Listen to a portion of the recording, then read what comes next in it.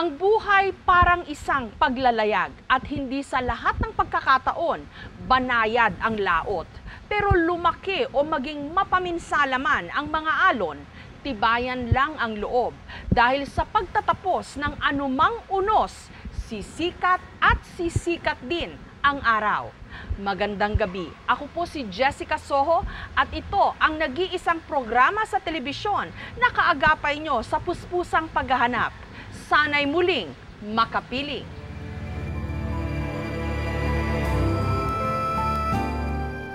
Ngayon, di na nakikita.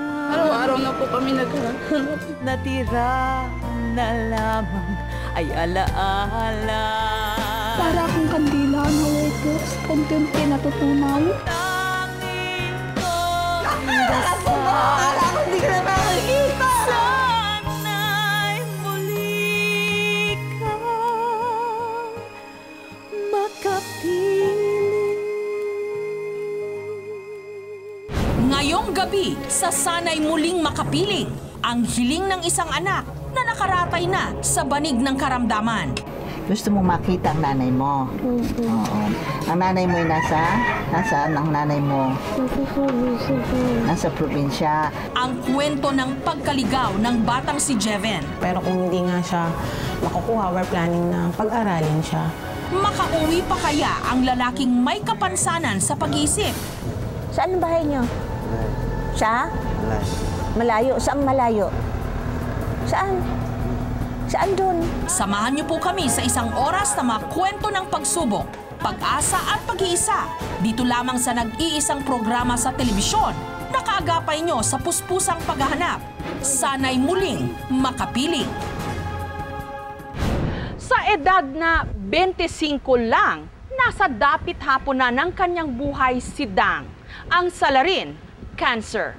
Pero binuwal man nito ang kanyang kalusugan, ang pagmamahala naman nila ng kanyang pamilya, lalong pinagtibay. Sa mga litratong ito, larawan ng isang maganda, masigla at masayahing tao si Dang. Pero sino ang mag-aakalang sa loob lang ng isang taon, parang trumpong bumaliktad ang kanyang mundo? Ito na si Dang ngayon. Sa edad na 25, pinupok na siya ng kanser.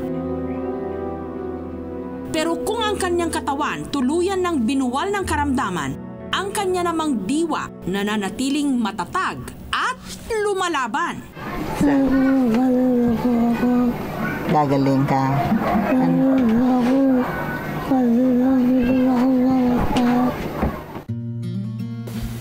Sa lahat ng mga pagsubok na ito, nasa tabi lang niya ang kanyang kabiyak, si Robert.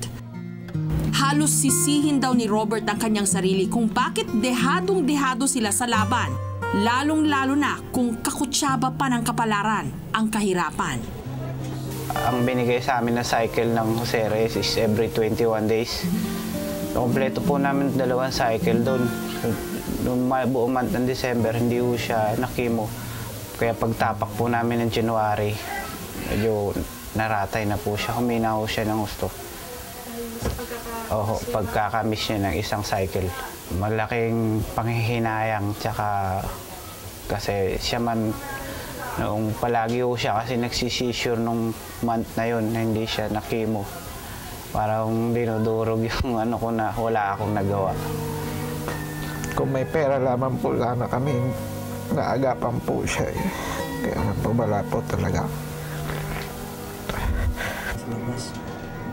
Anumang pagkukulang niya kay Dang, pinupuno na lamang niya ng kanyang pananampalataya. Kung pwede lang ho sana, huwag niya po munang kukunin kasi Kawawa ho yung anak namin. Punong abala naman sa pag-asikaso kay Dang ang kanyang biyanan na bagamat siya mismo patong-patong ang sakit na dinaramdam, mas inuuna pa rin kalingain ang kanyang manugang. Mahirap po.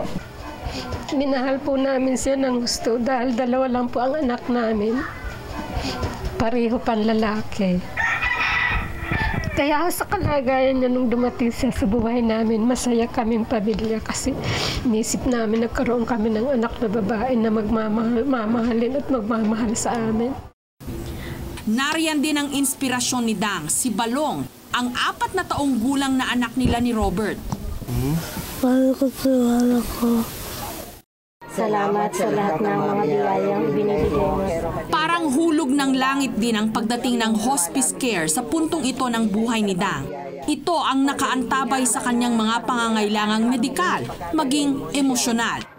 Hindi na siya nagre-respond sa mga normal na medication. So, ang ibinibigay ng hospice ay isang holistic na pag-aalaga. Para sa hospice care, bilib man sila sa tibay ng loob ni Dang pero sadyang mahirap kalabanin ang taning ng buhay. Kaya ngayon pa lang daw, inihahanda na nila si Dang at ang kanyang pamilya sa anumang kahihinatnan ng kanyang karamdaman. Simula nga ako kahapon, nag-indefinite leave na po ako. Gusto ko pong ako na po mag-alaga sa kanya. Ayaw ko na pong umalis sa tabi niya hanggang sa kauli-ulihan. At kamakailan lang, naglakas loob na silang komprontahin si Dang sa mapait na katotohanan. Malaki yung pag-asa niya, yung niya sa sarili na makakasurvive siya. Nung nakaraang araw ko lang po pinagtapat sa kanya yung status niya na talagang wala na po talaga yung pag-asa. Tila di pa raw matanggap ni Dang ang katotohanang anumang oras, babalik na siya sa lumikha. At ang pakiwari ng mga hospice care volunteer, isang bagay na lang ang pumipigil kay Dang. I think also the mother wants to see her. Kaya hindi nagle-let go ang nanay. Kaya din hindi siya nagle-let go.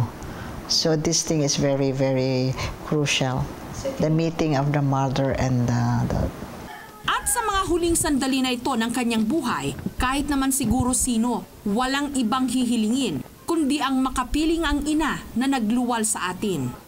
4 na taon na kasing hindi nakikita ni Dang ang kanyang ina mula nung siya'y nakapagtrabaho sa Maynila at nakapag-asawa.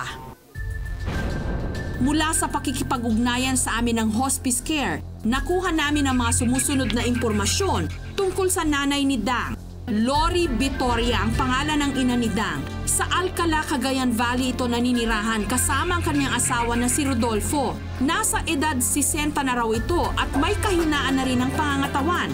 Lalo pat nabalitaan nilang na-stroke ito nung nakaraang taon. Si Robert, hindi na ipinagdamot pang ipaalam kay Dang ang plano niyang pagkitain ito at ang kanyang ina. Wide po yung ngiti niya. Kauna-unang pagkakataon na naratay siya, ngumiti po siya ng ganoon. Natuwa po siya talaga. Oho. Natatakot nga po kasi baka niisip ko baka hindi na ho sila magpang-abot. So, yun na lang ang binigay ko pang courage sa kanya. Gusto mo makita ang nanay mo? Oo. Ang nanay mo ay nasaan ang nanay mo? Nasa probinsya. Anong probinsya? Cagayan Valley. Para kay Dang, hindi man nagkukulang sa pag-aalaga ang kanyang pamilya at ang hospice care, pero hanggang sa kahuli-hulihan, kalinga pa rin daw ng isang ina ang kanyang hinahanap-hanap. Sa patuloy na pagtakbo ng panahon, wala tayong katiyakan kung hanggang kailan tayo mananatili sa mundong ibabaw. Pero sa mga pinakamahirap na sandali sa buhay ng isang tao, wala na siyang ibang hihilingin pa, kundi ang makapiling muli ang kanyang ina. Dahil na rin sa malubhang kalagayan ni Dang, nagtungo agad ang staff ng aming programa sa Alcala sa Cagayan Valley para iparating sa ina ni Dang ang munti niyang hiling.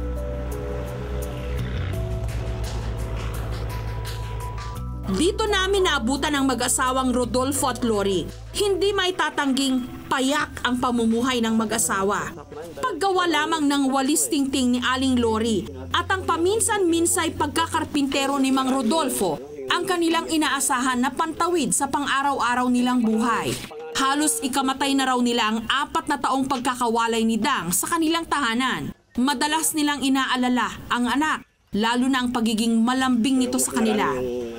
At nung Nabanggit namin si Dang, hindi maitatangging tila may kislap sa kanilang mga mata nung pag-usapan ang paborito nilang bunsong anak. Mabait talaga, mabait siya at saka masipag po. Kung minsan ginayakap na kami, hinahalikan, ganyan po. Malambing po. Singpet, pati buridek, pati para trabaho no kaya malpastibasa. Diyos na lamang daw ang makapagsasabi kung magagapi pa nito ang cancer. Kalagayan niya ay talaga na wala akong pag-asa talaga. Pero kung sa Panginoon magbigay ng milagro, mabuti naman po. Si Aling Lori patuloy na kumakapit sa pag-asang gagaling pa ang anak. Nung sabihin namin ang hiling ni Dang na makita ang ina bago pa mahuli ang lahat, si Mang Rodolfo tila may pag-aalinlangan. Kako, pagka pumunta ka ron, makikita mo ang kalagayan yung anak mo, baka ikaw na naman ang problema namin. Pero si Aling Lori hindi pa pipigil.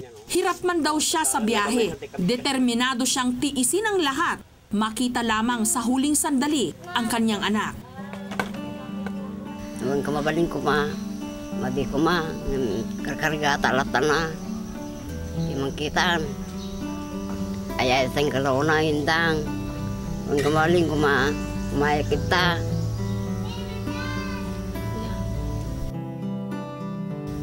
May kaibanan.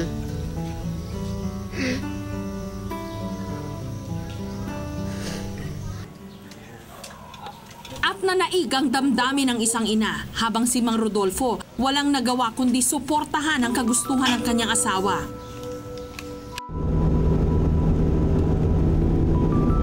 Hindi pa kami halos nangangalahati sa aming biyahe. Sabik na raw si Aling Lori na makita ang kanyang anak. Maganda naman ang kalagayan namin na tumingin sa anak namin na may sakit. Pero humihina man ang kanyang pakiramdam, buo pa rin daw ang kanyang determinasyon. Maliwanag na nung narating namin ang Maynila. Pagdating namin sa tirahan ni Dang, si Mang Rodolfo nakaalalay na sa kanyang asawa. Samantalang si Dang, walang kamalay-malay na paparating na ang matagal niyang hinihintay.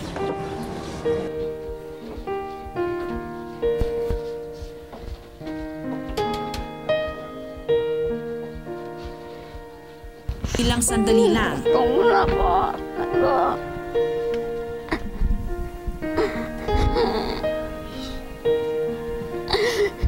Ako, siriyalan na po. Talago na po. Ako. Siriyalan niya po. Talago na po. Kahit batid na ni Aling Lori ang kalagayan ng anak, sadyang walang kahit na anong klaseng paghahanda ang magpapakalma sa kanyang kalooban sa sandaling kaharap na niya ang kanyang butot balat na anak.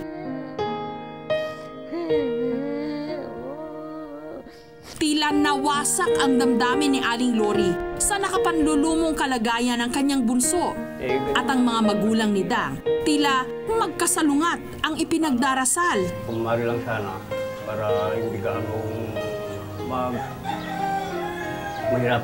mahirapan talaga, kunin na lang sana. Siya may ako Mabuti.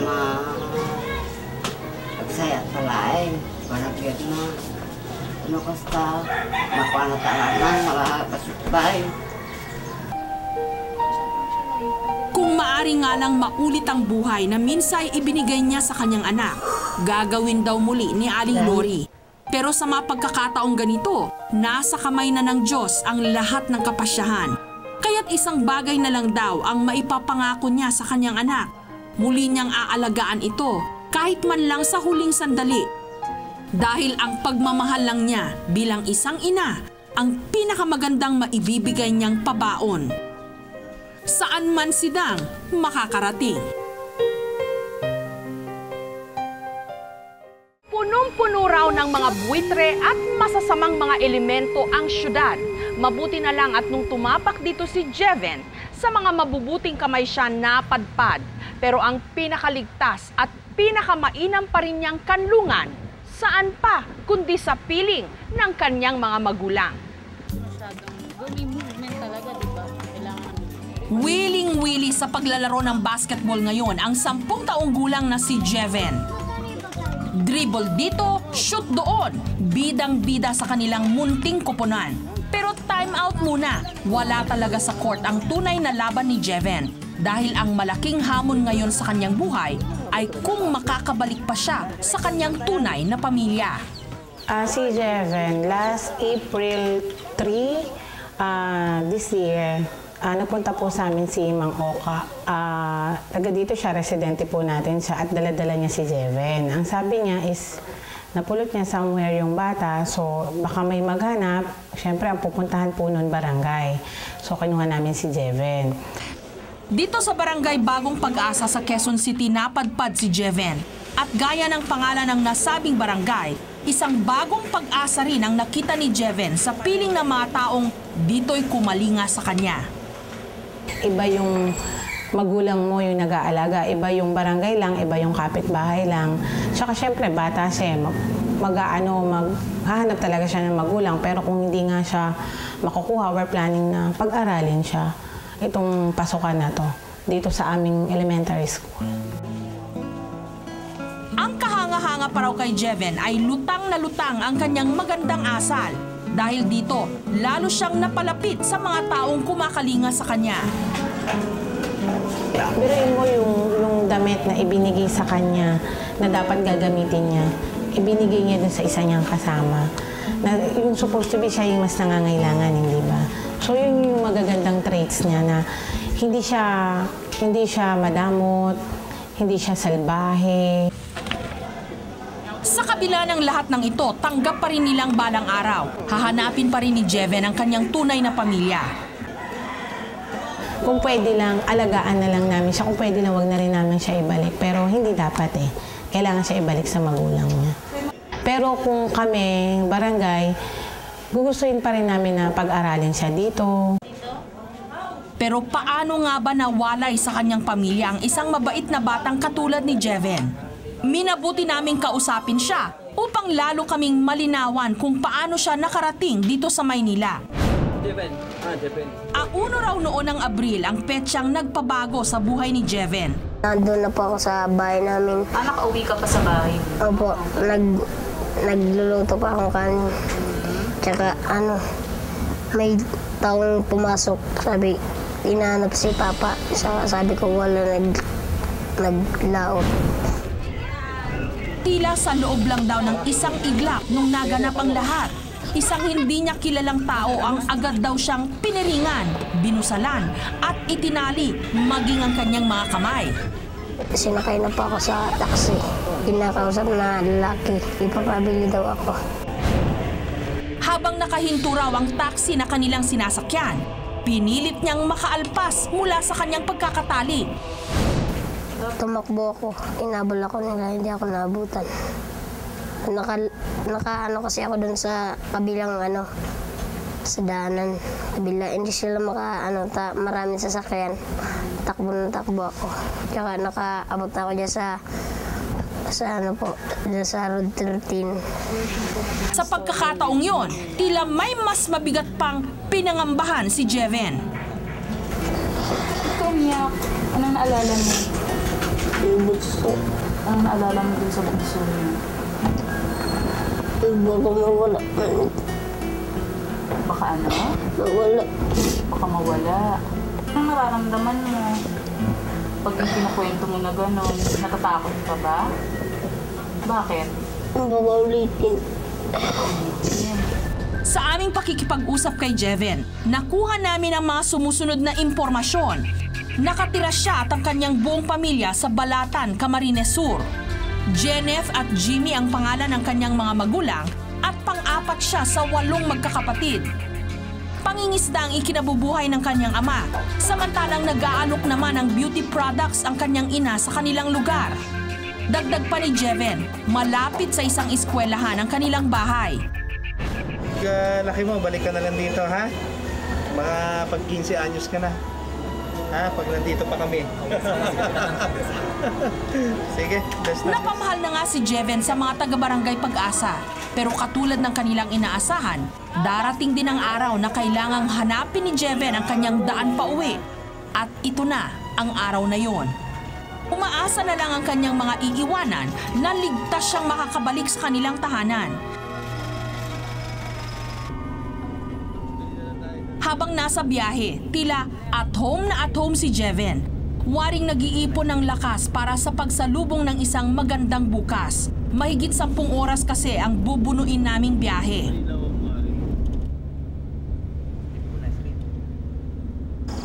Magbubukang liwayway na nung nakarating kami sa probinsya ng Camarines Sur.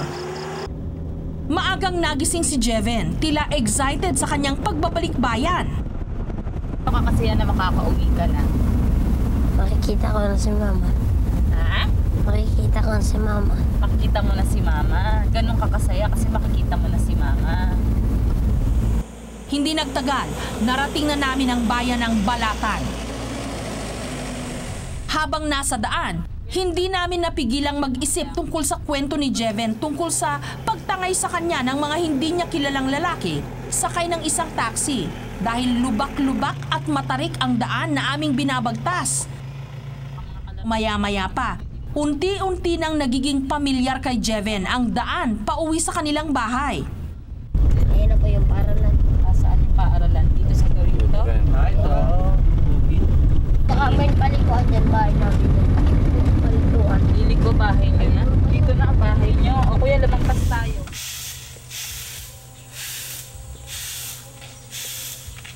Bago namin pinababa ng sasakyan si Jeven, kami muna ang unang humarap kay Jeneth, ang ina ni Jeven. At ramdam na ramdam namin ang kanyang pangungulila sa nawawala niyang anak. Hindi lang nalungkot dahil lungkot na lungkot. Halos mamatay na ako. Kaya ako minsan ayaw ko lang pagpasap. Ano po ako. Hindi ako makakain. Parang ayaw ko na rin magparal eh. Parang naubos kay Jibin yung atensyon. Maski mahigit 1 buwan nang nawawala sa kanila si Jeven, animoy kahapon lang nung naganap ang lahat. Una po umalis nga siya. Sabi nga sa akin, Mama, manunood ako ng closing program nga. Sabi niya, Ma, manunood lang ako. Hindi. Hinatid ko sila ng kapatid na ito. Sabi ko sa mga kapatid niya, kung ang tawagin niyo na si Jibin, baka andyan na sa baba. Tapos wala daw. Halos baliktarin na ni Jeneth ang buong bayan ng Balatan. Matagpuan lamang ang anak. Pero bigo siyang makita ito. May nagsabi nga sa akin na nakita ko yung anak mo sumakay sa Superline sa bus daw na yung 107 nga. Tapos sabi ko, bakit naman niya sasakay doon? Ano naman gagawin niya doon? Sabi niya, oh ate, sumakay doon yung anak mo kasi pupunta daw siyang Manila. Ang istoryang nakarating kay Jeneth, lumalabas na tila naglayas ang kanyang anak. Kapansin-pansing malayo sa naging salaysay sa amin ni Jeven. Mabait siya, kaya lang ano lang po sa kanya kasi may pagkalayas lang po. Yun lang po ang ano po sa kanya. Yung bang mahilig siya maglayas-layas. Pero dito lang po sa amin. Siyempre po, minsan napapalo ko rin kasi siyempre yung pagpapalo ko sa kanya, yung pagmamahal ko yun sa kanya. Gayunpaman, wala namang pinagkaiba ang tindi ng dagok na idinulot nito kay Jeneth. Para ako may pasan na ang bigat na hindi ko, parang hindi ko kaya, na pasan kung hindi ko kaya. Ganun ang kabigat na nawala siya sa akin. Sa mabahong ina, para sa mga anak ko kasi, ba't umalis sa akin? Kasi ang pagkakasala ko lang sa kanila kasi mahirap kami. Walang ibang panalangin ngayon si Jeneth kundi makitang ligtas ang kanyang anak. Mahal na mahal, sumasama. Mas mahal pa ngayon sa buhay ko kasi ako minsan parang inaano ko na rin, din ako kumakain ka. Minsan hindi ko na mahal yung buhay ko eh. Para sa mga anak ko na lang, nagditiis ako eh. Kahit mahirap, nagditiis ako para lang sa kanila. Pero ang paghihirap ng kalooban ni Jeneth, matutuldukan na dahil heto't narito na ang kanyang pinakahihintay. Hindi po ba yung bata? Tara.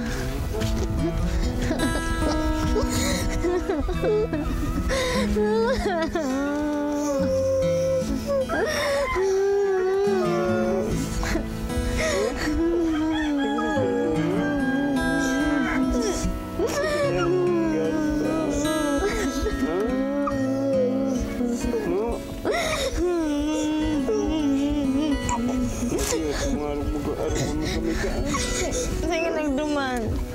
Ha? Nisay. Sisi nag-iba sa mo. Sa sobrang pag-alala ni Jeneth sa anak, hindi na niya napigilang magtanong kung ano na ang nangyari rito. Ano ito nag-iba ka duman? Ano magkadaan ako sa imo kirumdumon sa inga? Ha? Jibin, ako dahil din ako makapag-concentrate sa imo, Jibin. Kumusta ang buhay mo duman ha? Nagutom ka? Dahil mo ng pag-utron ha? Ako sa pagpararumdum ko sa imo, gusto mo na magalan ako? Halos hindi na nga makapa ni Jeneth ang mga salita para lang maipadama sa anak kung gaano siya nag-aalala. Para mo pagturog ko ako nakakaturog sigan ibig ko. Dahil ikaw ang narumduman ko daw, kadahol kang tugang mo, ikaw ang narumduman ko, tauda ka digdi. Ha? Hanggang sa mga oras na yon, nanatili pa ring malaking palaisipan kung kinidnap nga ba talaga si Jeven o kusa itong umalis pa Maynila. Wala pa mang linaw ang mga bagay na ito. Hindi pa rin maitatanggi ang kaligayahang nadarama ni Jeneth ngayong kapiling na niyang muli si Jeven. Tayo ka na mag-utrukan, ha? Tayo ka na mag-utrukan. Tabanggalan si mama sa problema. Iyo, ha? Oo. Tayo ka na mag-utrukan. Hindi na ako nangatulog.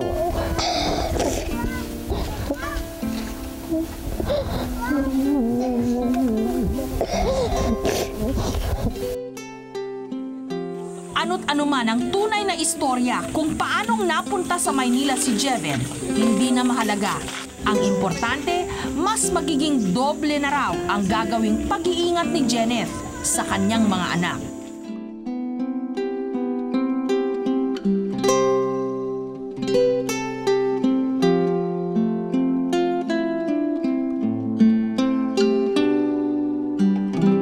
Madalas itinatampok sa aming programa ang mga kaso ng pagkaligaw at pagkawala ng mga may kapansanan sa pag-iisip. At karamihan po sa kanila nakauwi na sa kanilang mga tahanan. Sa puntong ito sa buhay ni Bobit, swertihin kaya siya na makita pang muli ang kanyang pamilya. 14 na taon ng araw-araw kung tumambay sa hagdanang ito si Bobit Marino, tinatayang 29 years old. Animoy habang buhay na naghihintay sa isang bisitang hindi siya madalaw-dalaw. Pero kung sino man ang kanyang inaasahan, hindi malaman ang kanyang mga kasama. Hindi kasi nila makausap ng mabuti si Bobit. May kapansanan ito sa pag-iisip. Siya ay moderate mentally retarded, lower trainable. Although chronologically, sabihin natin siya ay 29 years old, but ang kanyang mental IQ, it falls sa mga 5 to 6 years old. Limited yung capacity niyang mag-receive ng instructions.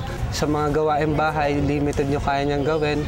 Minsan, hawak siya ng walis, susundin ka niya, pero iiwan niya yan.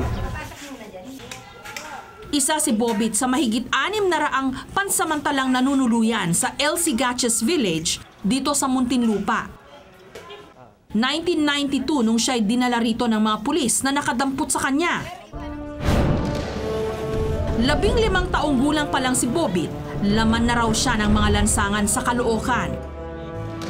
Hanggang sa nabagan siya at ang kanyang mga kasama sa isang operasyon ng mga pulis.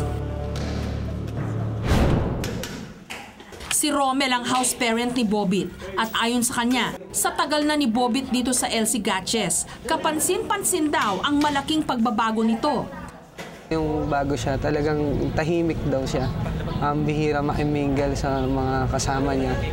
Dati, kung hindi mo siya tatawagin, hindi siya kikilos. Ngayon, meron na siyang alam niya na kung ano yung dapat niyang gawin pag oras ng pagkain, oras ng pagtulog, kung saan siya papwesto, alam niya na. Madalas daw tahimik lang ito sa isang sulok, ngunit sa pagdaan ng mga araw, unti-unti na rin daw itong naging masigla. Masayahin, most of the time masayahin siya. Nakipaglaro siya sa mga bata, sa mga kasamahan niya, nakipaglaro siya. Mahilig siya sa mga plastic, kung ano-ano ginagawa nila, tali. Then kasama siya sa mga bata na madalas na nasa palaruan. Pero sa likod ng masasayang mga ngiti at masisiglang indak, nagkukubli ang isang mapait na katotohanan. Si Bobit kasi tila sinampal ng tadhana. Wala kasing kamag-anak niya ang pumupunta rito para kunin na siya.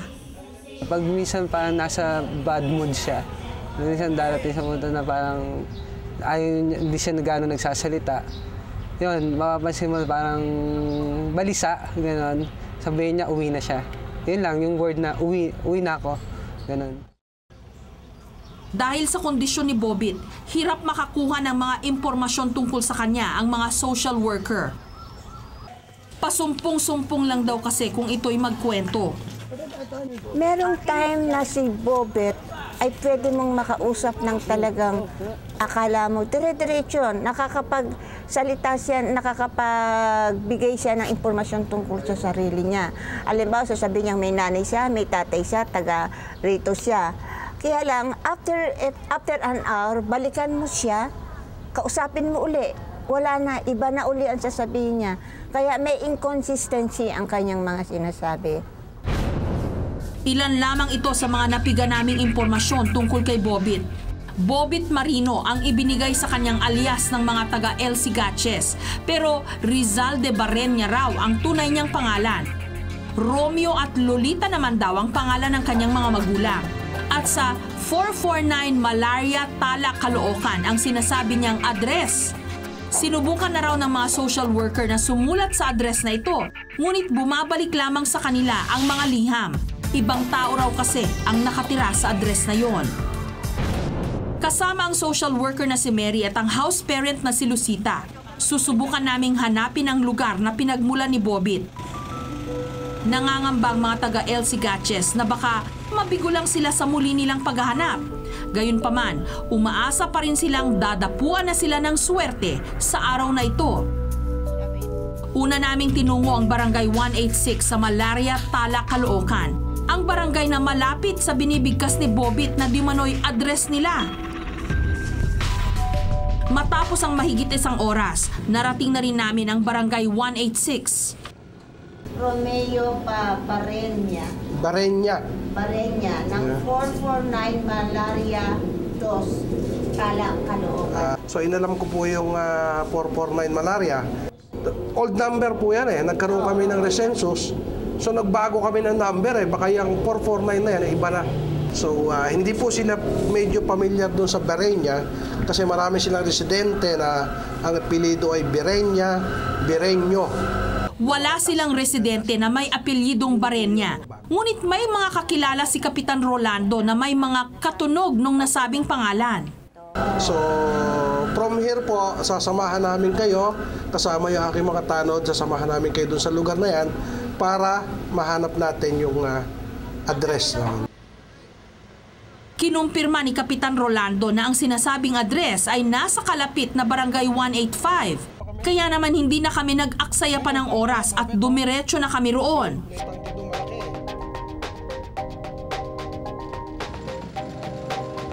Pagdating ng Barangay 185, malugod kaming sinalubong ng mga taga-barangay. Ngunit halos hindi nagkakalayo ang mga nakukuha naming mga sagot.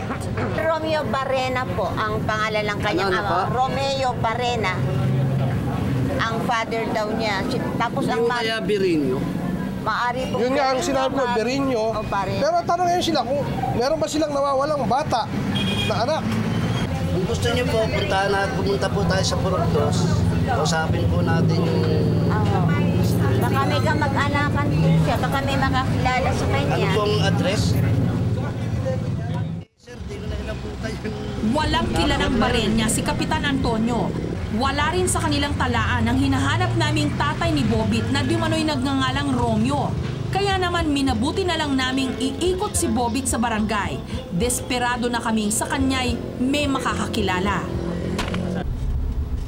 Nung mapadaan kami sa Purok 5, isang lalaki ang lumapit sa amin. Hindi mo kilala to? Wala ba kayong nawalang ano nun? Kapatid, kamag-anak. Kamag-anak. Ano ang pilitin nyo? Barinya. Ay, Berinyo kami. Di ba yung lolo mo, Romeo yun? Romeo din ang tatay niya. Rizalde ang pangalan niya, Rizalde. Kinalo ng Imelda. Imelda, hindi ko kanila yun. Lilibet. Bullet. Hindi pa. Bahay ba yun? Balo sa tangay, sa taas. Diyan sa Oo, doon. Dali niyo po roon. Sa may taas. Oo. Ito ba yung...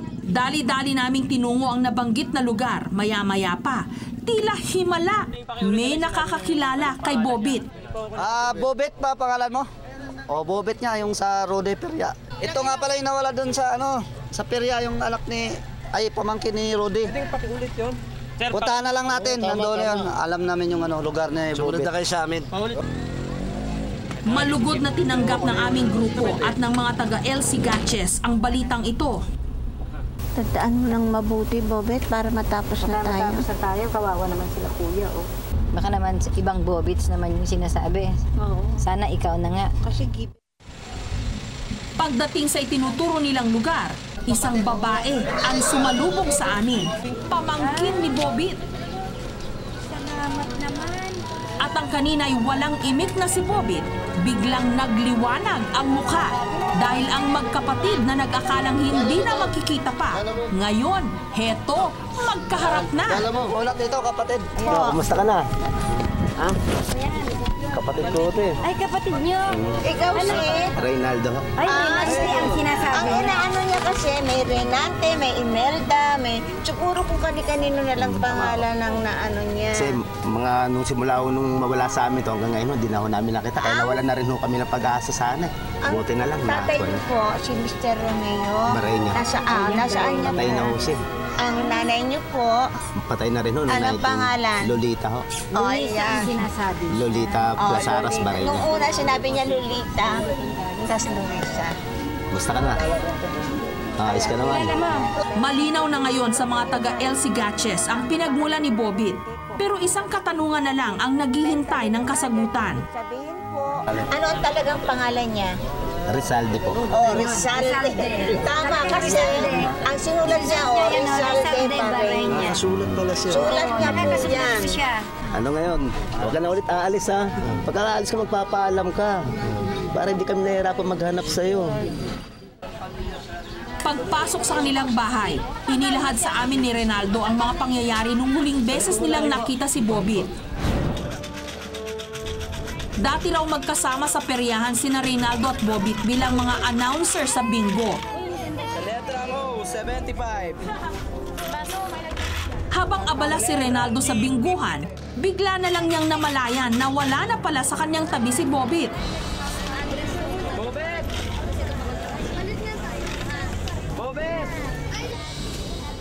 Ang huli na lang niyang nabalitaan, napabarkada raw ito sa kabilang peryahan.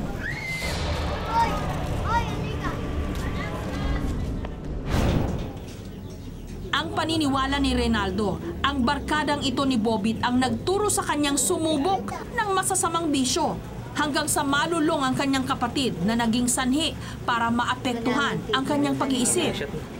Hindi naman matino siya eh. Magaling ka, pwedeng kausapin mo. Kumbaga sa wala siyang diferensya. Nagkuha na lang nung malulong siya sa drugs. Doon na nag-umpisa eh. Sa tagal na nilang walang balita kay Bobit, hindi na raw sila mapakali kung ano ang gagawin. Pinagpa-Diyos na lang namin kung nasama siya o ano man nangyari sa kanya. Sana ayun sila sa taas. Hindi na namin naasahan to. Kasi sa loob ng ilang taon wala na kami halos pag-aasa. Kaya ngayon, masaya kami ngayon at nakita namin siya ulit. Nakauwi na nga si Bobit o Rizalde sa kanyang tunay na pamilya. Hindi man niya mabigkas ang mga salita, Hindi man niya masabi ang mga nilalaman ngayon ng kanyang puso, sapat na ang sayang gumuguhit sa kanyang mukha dahil sa wakas, nakauwi na siya.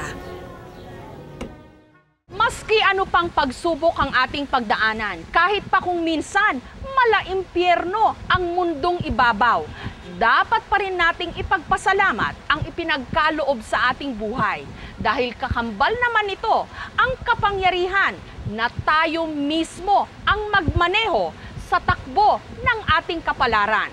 Magandang gabi. Ako po si Jessica Soho. Sana'y makapiling namin kayong muli sa susunod na Martes dito lang sa nag-iisang programa sa telebisyon na kaagapay nyo sa puspusang paghahanap.